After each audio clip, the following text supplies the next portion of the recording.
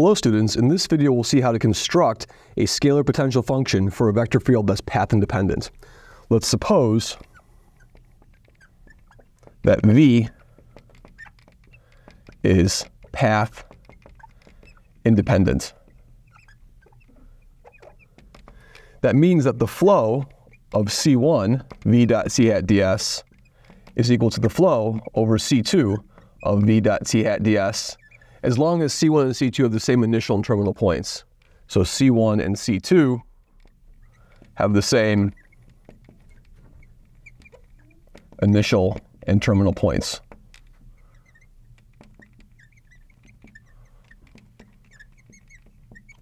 Okay? If this is the case, then it's true that V is the gradient of some scalar potential. Then we claim that V is the gradient of some scalar potential phi.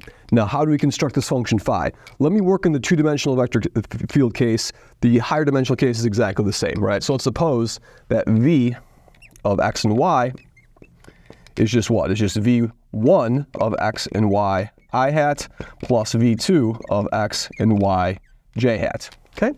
So now I'm going to construct this function phi. So I'm going to let x0, y0 be an arbitrary point.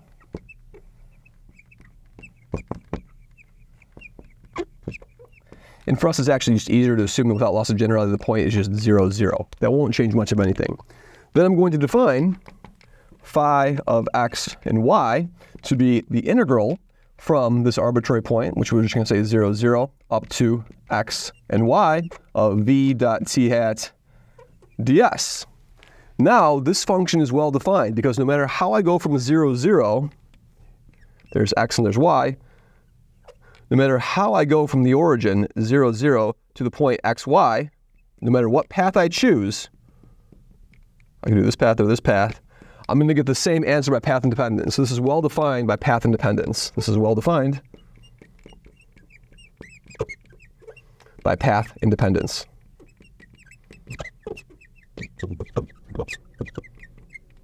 Okay, good. Now what I'd like to do is this.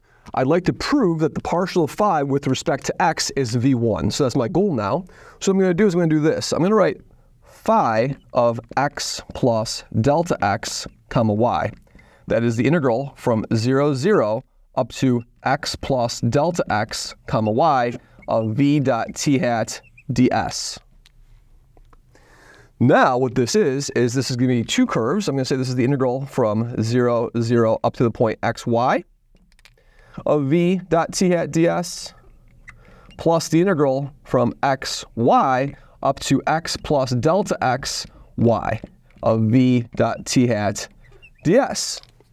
Now the key observation is to note that this first term over here is exactly what? This is exactly phi of xy. So this is phi of xy. So now I can claim that phi of x plus delta x y minus phi of xy, if I subtract this over the other side, and if I divide this by delta x, what this will be is this is going to be 1 over delta x, the integral from x, y to x plus delta x, y, v dot t hat ds. And now here I can choose any path I wish from xy to x plus delta xy. And so the path I'm going to choose is the following. I'm going to choose the path, the r of t, will be x plus t, comma, just y, where t goes between 0 and delta x. So that's my parameterization. So if we plug in that parameterization, what do we see this quotient becomes? This quotient becomes 1 over delta x. Then the integral from 0 to delta x. Then I'm going to have v1 at what? v1 at x plus delta x plus t, comma y, comma v2 of x plus t, comma y. And I'm going to dot that with what? With r prime. Well, what is r prime? R prime of this curve is just I hat. So I'm going to dot that with I hat dt. And so this is 1 over delta x, the integral from 0 to delta x, of just what? When I dot that with, I'm just going to get v1 of x plus t, comma y dt. And now what happens as delta x goes to 0?